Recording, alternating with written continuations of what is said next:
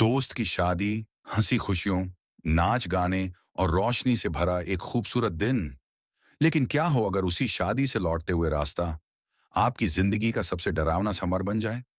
अंधेरी सुनसान सड़क, टूटे पेड़, गहरी धुंध और बीच रास्ते पर खड़ी एक सफेद साड़ी वाली औरत जो किसी को जाने नहीं देती।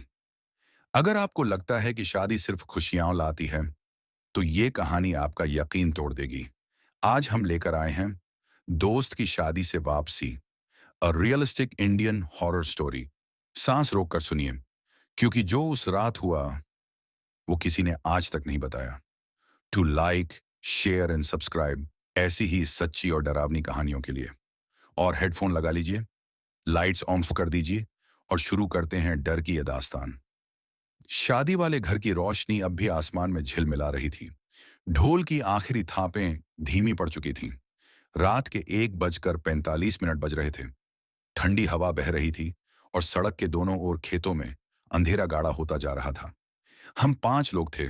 मैं, अर्जुन, राघव, विक्की, नितिन और दूल्हा इयान। अयान की शादी खत्म हो चुकी थी, बारात लौट चुकी थी और अब हम सब अपनी अपनी गाड़ियों में वापस शहर जा रहे थे। भाई क्या शादी थी! खाना, म्यूजिक, सब क्लास, विक्की ने जम्हाई लेते हुए कहा। हाँ, बस टाइम थोड़ा लेट हो गया, राघव ने घड़ी देखते हुए जवाब दिया। अयान पीछे की सीट पर थका हुआ नींद में झूल रहा था, पर उसकी पत्नी रिया कहीं नहीं थी, क्योंकि ये विदाई के पहले की रात थी। कल सुबह उसे विदा होना था। रास्ता सुनसान था, चारों तरफ काली जमीन, दूर एक झर्जर पेड़, कहीं कहीं सूखी घास, आपातकाल जैसा सन्नाटा। तभी राघव ने कहा, इस रोड के बारे में एक बात सुनी है? विक्की तुरंत हंस पड़ा। अब शुरू हो गई डरावनी बात। सुन तो ले, राघव बोला। लोग कहते हैं इस रास्ते पर दुल्हन दिखाई देती है, रात 2:30 बजे रोती हुई। हम सब हंस दिए, पर अय्यान ने नींद में भी सिर झटका, जैसे उसने सुना हो। मैंने माहौल हल्का करने के लिए गाना चलाने के लिए फोन उठाया, पर नेटवर्क गायब था। पूरे मोबाइल स्क्रीन पर नो सिग्नल।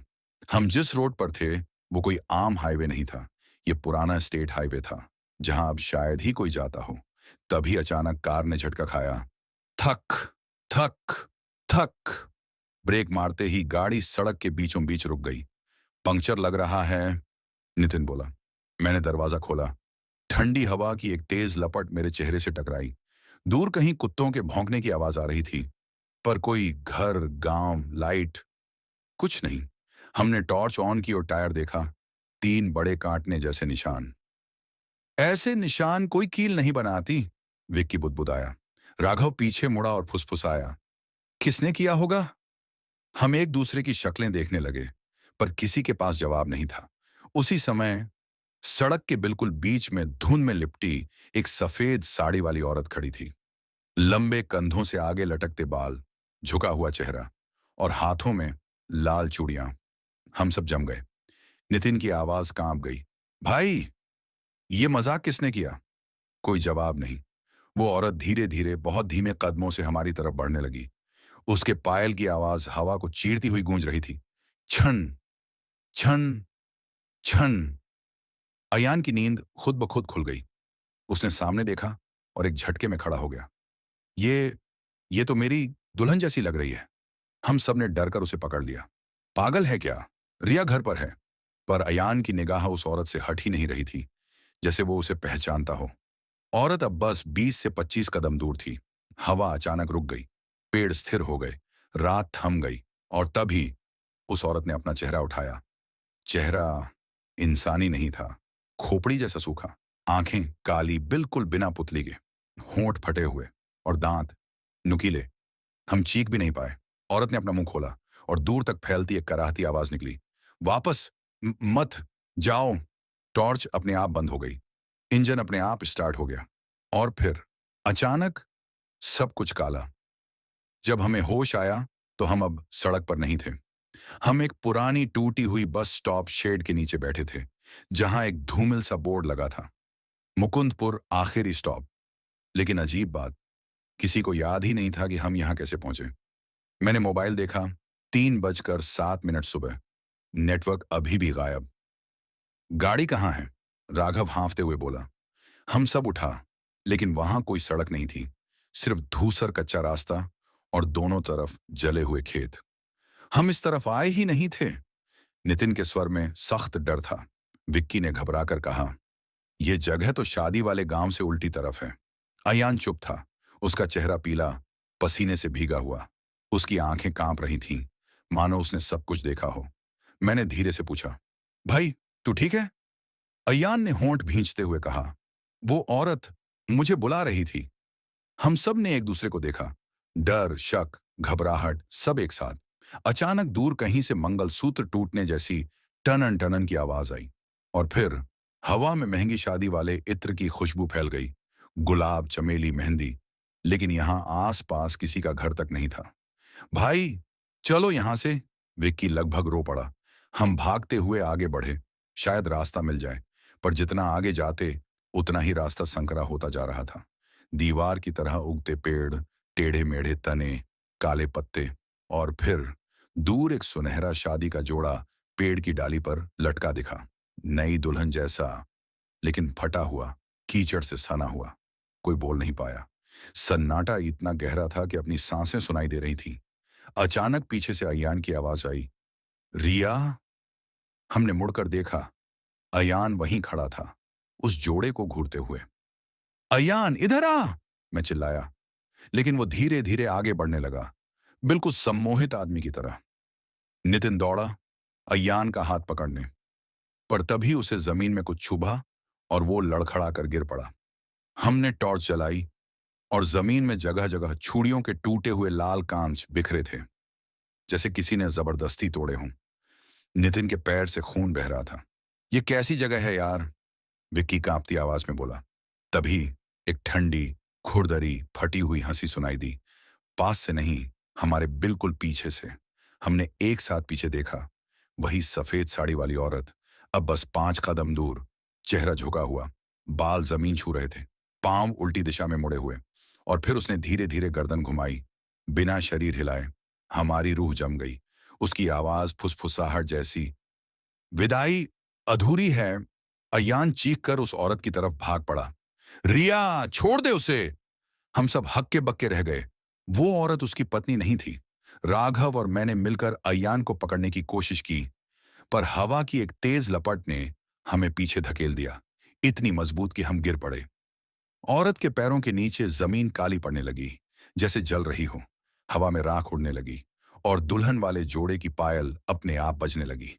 छन, छन, छन! अयान दर्द से चिल्लाया। वो वो मुझे ले जाएगी, वो मुझे जानती है। कौन है वो? मैंने कांपते हुए पूछा। अयान की आंखें भर आईं। 2 साल पहले मेरी एक शादी टूट गई थी। लड़की की मौत हो गई थी। उसी रात, कार एक्सीडेंट में, उसी सड़क पर। हम सब सुन्न रह गए। शादी वाले दिन उसने लाल चूड़ियां पहनी थीं। अयान फुसफुसाया। औरत ने अपना चेहरा उठाया। काली, खोखली, गहरी आंखें सबके भीतर उतरती जा रही थीं। उसने हाथ बढ़ाया और अयान उसके तरफ खींचने लगा, जैसे किसी ने अदृश्य रस्सी बांध रखी हो। हम चिल्लाए, खींचा, रोकने की कोशिश की, पर अयान की उंगलियां हमारी पकड़ से निकल रही थीं। उस क्षण दूर से एक ट्रक का बहुत तेज हॉर्न बजा। रोशनी की तीखी किरणें आईं और औरत धुएं की तरह गायब हो गई। हम सड़क पर खड़े थे। हाँ, वही पुरानी सड़क। हमारी कार वहीं करीब 20 फीट दूर खड़ी थी, टायर सही, बिना किसी कट के। समय 1:46 सुबह, यानी कुछ भी हुआ ही नहीं। या हुआ तो कब? लेकिन सबसे डरावनी बात, अयान के हाथ में टूटी हुई लाल चूड़ी अब भी थी, ताजा खून से लिपटी हुई। हम एक दूसरे को देखते रह गए, निशब्द। और तभी फोन में नेटवर्क आया और एक नोटिफिकेशन। रिया ने कॉल किया था, लेकिन वह शादी वाले घर से बाहर निकली ही नहीं थी। हम कार में थे, लेकिन कोई कुछ बोल नहीं रहा था। डर सिर्फ चुप्पी में नहीं था, वो हमारी सांसों में बस चुका था। अयान पीछे सीट पर बैठा था, जैसे शरीर यहीं हो, पर आत्मा कहीं और अटकी हो। उसकी हथेलियां कांप रही थीं। लाल चूड़ी अब भी उसकी मुट्ठी में दबी थी और उससे टपकता खून उसकी पैंट पर गिर रहा था। इसे फेंक दे, मैंने डरते हुए कहा। नहीं! अयान की आवाज पत्थर जैसी थी। ये उसी की है, विक्की ने झुंझलाकर कहा। किसकी? रिया की या उस मरी हुई लड़की की? अय्यान ने धीरे धीरे चेहरा ऊपर उठाया। उसकी, जिससे मेरी पहली शादी होने वाली थी। अनफी। कमरे में सन्नाटा उतर गया।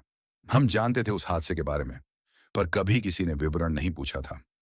भाई, तूने कभी बताया क्यों नहीं? राघव की आवाज भर्रा गई। अयान ने कांच की तरफ देखते हुए कहा, क्योंकि किसी ने मुझ पर भरोसा नहीं किया। हम सब हैरान। एक्सीडेंट से 2 घंटे पहले अनवी गायब हो गई थी और लोग मुझे दोषी मानते थे। उसके शब्द गले में फंस गए। मैंने तुरंत कार स्टार्ट की। चलो, बस घर पहुंचना है। लेकिन जैसे ही मैंने एक्सेलरेटर दबाया, हेडलाइट्स अपने आप ऑफ हो गईं। अंधेरा हमें निगल गया। अचानक खिड़की के बाहर, टायर के बराबर ऊंचाई पर, किसी के उंगलियों से शीशे पर खरोंच की आवाज आई। कर्क, कर्क। कोई बाहर है, विकी चीख पड़ा। राघव ने टॉर्च बाहर चमकाई, पर वहां कोई नहीं था। सिर्फ फीकी धूंध और काला रास्ता। इसी बीच नितिन ने डरते हुए धीरे कहा, दोस्तों, पीछे मत देखना। हम सब फिर भी मुड़ गए। कार की बैक विंडो धुंधली हो चुकी थी, जैसे किसी ने अंदर की तरफ से सांस मारी हो। धीरे धीरे उस धुंध पर उंगलियों से लिखा उभरने लगा, वापस आओ। हम सब ठिठुर गए। अचानक फोन की घंटी बजने लगी। अयान का फोन। स्क्रीन पर नाम था, अनवी। दिल धड़कना भूल गया। ये ये नंबर तो पुलिस ने बंद कर दिया था। अयान फुसफुसाया। राघव चिल्लाया, मत उठाना। पर फोन अपने आप रिसीव हो गया। और फिर सन्नाटा। कोई बोल नहीं रहा था, ना फोन पर, ना कार में। सिर्फ दूर किसी मंदिर की घंटी की आवाज, या शायद हमारी कल्पना।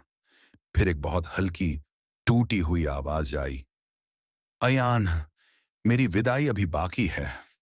मानो किसी ने शब्दों को रगड़ कर निकाला हो। उसकी सांसें फट चुकी थीं। उसके स्वर में मिट्टी थी, धुआं और मौत।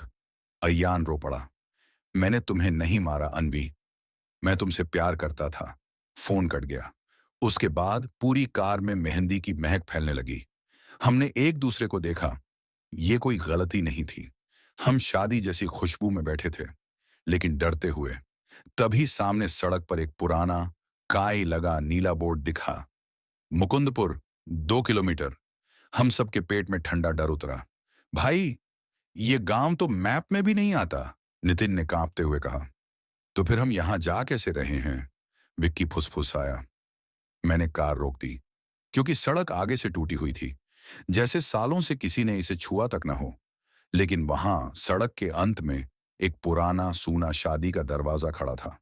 बनारसी कपड़े की फटी झालरें, मुरझाए फूल, टूटी झालर, और बीच में एक काली राख की सेंडुकनुमा बेलनाकार रेखा, मानो किसी दुल्हन की विदाई की लकीर हो। अयान ने धीरे से कहा, यहीं अनवी की लाश मिली थी। हम सबके रोंगटे खड़े हो गए। पुलिस ने कहा था एक्सीडेंट था, राघव बोला। अयान सिर हिलाकर बोला, नहीं, उसका शरीर कार में नहीं था। अब समझ आया क्यों आत्मा विदाई की बात कर रही थी। शायद उसकी मौत शादी के बाद होनी थी, मगर वो कभी दुल्हन बन ही नहीं पाई। अचानक हवा इतनी तेज चली कि कार हिलने लगी। पत्ते, धूल, राख, सब उड़े और शादी का दरवाजा चरमराया। और ठीक उसके नीचे एक लड़की खड़ी थी, लाल चूड़ियां, गुलाबी लहंगा और आंसू भरी धुंधली आंखें, पर चेहरा आधा जला हुआ। वो धीरे से बोली, ले चलो मुझे मेरे घर। और तभी अयान का दरवाजा अपने आप खुल गया। अयान का कार का दरवाजा खुला, धीरे, बिना किसी आवाज के, जैसे किसी ने अदृश्य हाथों से उसे पुचकार कर खोला हो। हम सब चिल्लाए, अयान, बाहर मत जा। लेकिन वो बाहर निकल चुका था, बिना किसी हिचकिचाहट के, मानो वहां खड़ी वो लड़की उसे अपनी तरफ खींच रही हो। हमने देखा, वो लड़की बिल्कुल स्थिर थी। न सांस, न पलक, न कदम, कुछ नहीं। सिर्फ गहरी बुझी हुई आंखें, और उनमें ऐसा दर्द जिसे देखकर जिंदा आदमी भी मर जाए। उसकी चूड़ियां हवा के बिना भी टन टन कर रही थीं, और उसके पैरों के नीचे जमीन पर लाल मेहंदी जैसी गाढ़ी लकीरें थीं, जो सड़क से आंचल की तरह खिंचकर मुकुंदपुर गांव की ओर जाती थीं। अयान उसकी तरफ बढ़ा। मैं, राघव और विक्की दौड़े उसे रोकने, लेकिन जैसे ही हम कार से बाहर निकले, हवा अचानक बर्फ जैसी ठंडी हो गई। हमारी सांसों से धुआं निकलने लगा। नवंबर की रात थी, लेकिन इतनी ठंड नहीं हो सकती थी। अर्जुन, राघव ने कांपते हुए कहा, यह इंसान नहीं है। मैं भी अब खुद पर भरोसा खो रहा था। अचानक उस लड़की ने अपना चेहरा उठाया। धीरे, बहुत धीरे। उसका जला हुआ हिस्सा साफ दिखाई देने लगा, जैसे आग ने सिर्फ चमड़ी नहीं, यादें भी खा ली हों। आंख का एक हिस्सा खोखला था, मानो वो किसी दूसरी दुनिया से देख रही हो। हम डर कर पीछे हटे, पर अयान, वो रो रहा था। अनवी, मैं आ गया। और तभी उस लड़की ने मुस्कुराया, पहली बार। और वो मुस्कान इंसानी नहीं थी। वो टूटी हुई, कटी हुई, खून जमी हड्डियों जैसी थी। उसने हाथ बढ़ाया, और वो हाथ जमीन से कुछ इंच ऊपर हवा में तैर रहा था, बिना शरीर हिले। हम समझ नहीं पा रहे थे, भागें या खड़े रहें। विक्की ने हिम्मत जुटाई, भाई अंदर आ, ये अनवी नहीं है। पर अय्यान ने उसकी बात अनसुनी कर दी। अनवी हमेशा मेरी विदाई का इंतजार करती थी। उसकी आवाज किसी गहरी गुफा से आती गूंज जैसी थी। उस लड़की का हाथ अब अयान के चेहरे के बिल्कुल पास था, इतना पास कि अगर वो चाहे तो उसकी जान ले सकती थी। मैंने चिल्लाकर कहा, बस, तू अनफी नहीं है, बता कौन है तू। कुछ सेकंड सन्नाटा, और फिर उसका सिर झटके से मेरी तरफ घूम गया।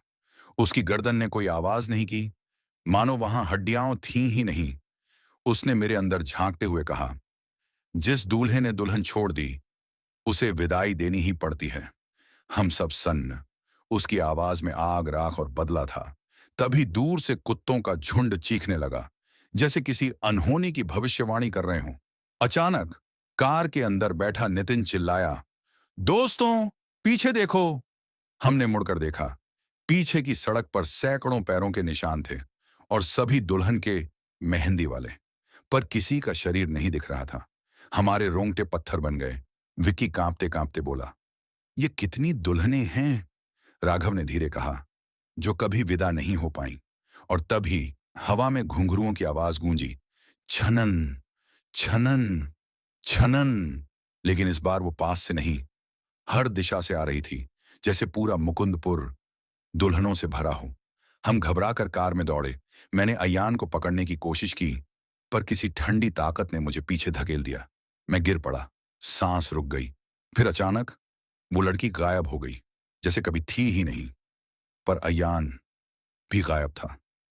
अयान कहाँ गया? विक्की की आवाज फट गई। हमने टॉर्चें दौड़ाई। पेड़ों पर, सड़क पर, खेतों में, कोई निशान नहीं। सिर्फ हवा में एक फुसफुसाहट, विदाई पूरी होनी चाहिए। मैं बुरी तरह कांपने लगा। दिल धड़क नहीं रहा था, भाग रहा था। उसे वो गांव ले गई है, राघव बोला, आवाज टूटती हुई। हमने फिर उस टूटी हुई पटिका को देखा। मुकुंदपुर, 1 किलोमीटर। विक्की रो पड़ा, भाई, वहां कोई नहीं जाता। लोग कहते हैं वो गांव 30 साल पहले जल गया था। फिर बोर्ड अभी तक क्यों है? मैंने पूछा। क्योंकि वहां से कोई लौटता नहीं। राघव का चेहरा सफेद पड़ चुका था। हवा में राख उड़ने लगी। फुलझड़ी जैसी चिंगारियां अंधेरे में चमक रही थीं। शादी का संगीत, बहुत धीमी टूटी हुई धुन, दूर से सुनाई दे रही थी, जैसे कोई बारात अब भी वहीं फंसी हो। हमारे सामने 2 रास्ते थे, वापस लौट जाएं और अयान को किस्मत पर छोड़ दें, या उस श्रापित गांव में जाएं जहां मौत इंतजार कर रही है। मैंने बिना सोचे कहा, हम अपने दोस्त को छोड़कर नहीं जाएंगे। हमारी टॉर्चें कांप रही थीं, हमारे पैर लड़खड़ा रहे थे, लेकिन हम चल पड़े उस गांव की ओर जहां अयान की किस्मत और शायद हमारी मौत इंतजार कर रही थी। रास्ते में राघव धीरे से बोला, अगर हम वापस नहीं आए तो हमारे परिवारों को सच बताना। मैंने जवाब दिया, सच क्या है ये तो हमें भी नहीं पता। हम आगे बढ़ते गए, और जैसे जैसे मुकुंदपुर करीब आता रहा, हवा भारी होती जा रही थी। सन्नाटा गाढ़ा, चांद धुंधला, और जमीन पर मेहंदी के पैरों के निशान और गहरे। और तभी गांव का टूटा हुआ प्रवेश द्वार दिखा, काले धुएं से सना हुआ, जलने की बदबू अब भी ताजा। उस पर सफेद कोयले से लिखा था, दुल्हन अभी भी इंतजार में है। हमने एक दूसरे का हाथ कसकर पकड़ा और गांव में कदम रख दिया। ठीक उसी पल हमारे पीछे का रास्ता खुद ब खुद मिट गया। मुकुंदपुर गांव का प्रवेश द्वार पार करते ही ऐसा लगा जैसे हम किसी दूसरी दुनिया में आ गए हों। हवा भारी थी, इतनी भारी कि सांस लेना मुश्किल हो। जले लकड़ी, मिट्टी और किसी पुरानी सीली दुल्हन के गहनों जैसी गंध हवा में तैर रही थी। हमारी टॉर्चें कांपते हुए घरों की तरफ घूम रही थीं। लेकिन वहां घर नहीं थे, सिर्फ काली आधी जली हुई दीवारें, बिना छत के, बिना दरवाजे के, मानो किसी ने गांव को जिंदा जला दिया हो। विक्की धीरे बोला, ये किसी हादसे जैसा नहीं, नरसंहार जैसा लगता है। अचानक राघव रुक गया। दोस्तों, आवाज सुनाई दे रही है। हम चुप हुए। और हाँ, एक धीमी खौफनाक शादी की शहनाई हवा में बज रही थी। वही धुन जो बारातों में बजती है, खुशियों के लिए बनी, पर यहां डर बन चुकी थी। हम आगे बढ़े। जमीन पर काले सूखे मेहंदी के पैरों के निशान, छोटे नाजुक दुल्हन जैसे। और वे गांव के बीचों बीच खड़े एक टूटी हवेली की ओर जा रहे थे। हवेली कभी बहुत आलीशान रही होगी, पर अब सिर्फ राख, धूल और टूटी खिड़कियां थीं। बालकनी से फटा हुआ सुहाग चुनरी लटक रहा था, हवा में फड़फड़ाते हुए, जैसे मरने से पहले मदद मांग रही हो। अयान यहीं होगा, मैंने कहा, पर आवाज खुद मेरी नहीं लगी। जैसे ही हमने हवेली के गेट को धक्का दिया, वो अपने आप खुल गया। अंदर कदम रखते ही पूरा फर्श लाल था। हम पहले डरे कि ये खून है, लेकिन ये टूटी हुई लाल चूड़ियों का ढेर था। हजारों, हर कदम पर कांच छटकता और दिल टूटने की आवाज पैदा करता। अचानक हवेली में लगी पुरानी पेंडुलम घड़ी अपने आप चलने लगी। Tick tock, tick tock. Raghav ने टॉर्च ऊपर घुमाई। सीढ़ियों पर कोई खड़ा था। हम जड़ हो गए। लाल लहंगा, सिर पर घूंघट, नथ, बिछुए, पायल, सब कुछ, बस चेहरा दिखाई नहीं दे रहा था। अनवी! अयान की हांफती टूटी आवाज हवेली में गूंजी। हमने दाईं ओर देखा। अयान वहीं था, घुटनों के बल बैठा हुआ, उसकी आंखें लाल, उसकी सांसें टूटती हुई। हम उसके पास दौड़े। भाई चल यहां से, अभी! पर उसने मुस्कुराकर कहा, वो आई है, मेरे लिए, मेरी दुल्हन। उसकी आवाज में डर नहीं, समर्पण था। वो दुल्हन सी परछाई सीढ़ियों से नीचे उतरना शुरू हुई, लेकिन उसके कदमों की आवाज नहीं आ रही थी, जैसे वो जमीन को छूती ही नहीं थी। ये अनवी नहीं है, मैंने कांपते हुए कहा। जानता हूं, अयान फुसफुसाया, पर वो कह रही है कि अगर मैं उसके साथ चला गया तो तुम सब सुरक्षित वापस चले जाओगे। और तू मान लेगा? राघव चिल्लाया। अयान की आंखों में दर्द था। मैंने उसे पहले ही एक बार छोड़ दिया था। अचानक हवेली की सभी टूटी खिड़कियां अपने आप बंद हो गईं। धड़ाम धड़ाम धड़ाम, हवा गायब, बाहर का रास्ता बंद। हम फंस चुके थे। दुल्हन अब हमारे बिल्कुल सामने थी। उसका घूंघट धीरे धीरे उठा और उसके नीचे कोई चेहरा नहीं था, सिर्फ काली खोखली जगह, मानो पूरी दुनिया का अंधेरा उसमें गिरे। हम चीखने ही वाले थे कि उसने अचानक अपनी सूखी ठंडी आवाज में कहा, दूल्हे बिना विदाई के नहीं जाते। विक्की फुसफुसाया, ये अनवी नहीं, ये मुकुंदपुर की दुल्हन है। अयान ने डरकर पूछा, तुम कौन हो? दुल्हन ने अपना हाथ उठाया और हवेली की दीवारें जलने लगीं। फूटती आग, चीखें, टूटती हंसी। और अचानक हमने देखा, दीवारों पर जले हुए हाथों के निशान थे। सैकड़ों, नहीं, हजारों, छोटे बड़े, स्त्रियों के, बच्चों के। और उसी धुंधले अंधेरे में हमें एक दृश्य दिखाई दिया, जैसे समय पीछे मुड़ गया हो। शादी की बारात, सजावट, ढोल नगाड़े, लोग खुश, दुल्हन मुस्कुराती हुई। और फिर आग! चीखें, चीखें जो आज तक हवेली की दीवारों में फंसी थीं। सारी बारात जला दी गई थी। दुल्हन आखिरी तक दरवाजे पर खड़ी रही, इंतजार करती हुई। पर दूल्हा भाग गया था, उसे बचाने नहीं आया।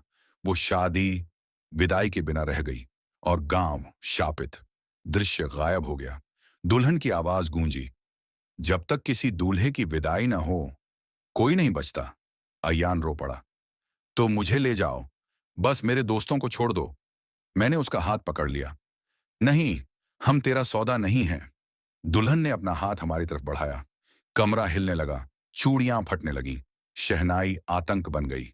और फिर फर्श के बीचों बीच एक पुराना टूटा विदाई का पालना उभर आया, सिंदूर से सना, जल चुका, और उस पर अयान का नाम लिखा हुआ। हम चीख पड़े। दुल्हन बोली, विदाई अब पूरी होगी। और उसी पल अयान हवा में उठने लगा, धीरे धीरे, दर्द से कराहते हुए। हम उसे पकड़ने दौड़े, पर एक अदृश्य दीवार ने हमें रोक दिया। अयान की आंखों में आखिरी बार डर चमका और उसने कहा, अर्जुन, मुझे मत जाने देना। और फिर उसकी आवाज हवा में बिखर गई। धुंध अब और गहरी हो चुकी थी। हवा में सड़ांध, सन्नाटा और मौत का डर तैर रहा था। सूरज की पहली किरण बस निकलने ही वाली थी, पर अजय, रोहन और वरुण के पास अब वक्त नहीं बचा था। अचानक वही धीमी पर पहचानने योग्य आवाज फिर सुनाई दी। रुको, जाने मत दो, कोई भी नहीं जाता। वो सफेद कपड़ों वाली औरत अब दूर नहीं, रोहन के ठीक पीछे थी। उसकी आंखें पूरी तरह काली, चेहरा जला हुआ और शरीर आधा धुएं में घुलता हुआ, जैसे जिंदा लाश।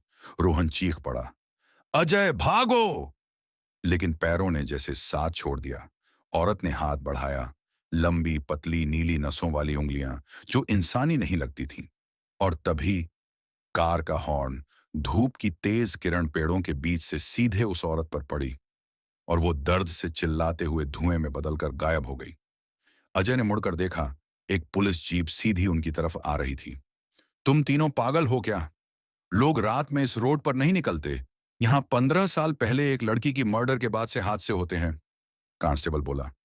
अजय ने कांपते हुए पूछा, नाम, उसका नाम क्या था? पुलिस वाला बोला, सानवी। अजय के हाथों से शादी का गुलदस्ता गिर गया। वही नाम जो शादी हॉल में बार बार सुना था। दुल्हन का नाम भी सानवी ही था। तीनों लड़के चुप, दिल तेजी से धड़क रहा था। उन्होंने कुछ नहीं कहा, बस जीप में बैठ गए। सुबह 7:15। शहर सब अपने अपने घर पहुंचे, जीवित, थके हुए, डरे हुए। पर कहानी यहां खत्म नहीं हुई। अजय ने जैसे ही बैग खोला, उसमें कुछ पड़ा था। वही टूटी हुई काली चूड़ी, वही जो जंगल में उस औरत के हाथ में थी, और नीचे एक खून से लिखा हुआ वाक्य, शादी खत्म नहीं हुई, फिर मिलेंगे। अजय के कमरे की लाइट अचानक झपकी और बंद हो गई। उस अंधेरे में किसी के चलने की आवाज आई। अजय, अगर आपको लगा कि शादी सिर्फ खुशियों से भरी होती है, तो अब शायद आप 2 बार सोचेंगे। ऐसी ही डरावनी कहानियों के लिए लाइक, शेयर एंड सब्सक्राइब जरूर करें। अगली बार जब रात में कहीं से लौटें, पीछे देखकर चलिएगा। कभी कोई साथ चल रहा हो और आपको पता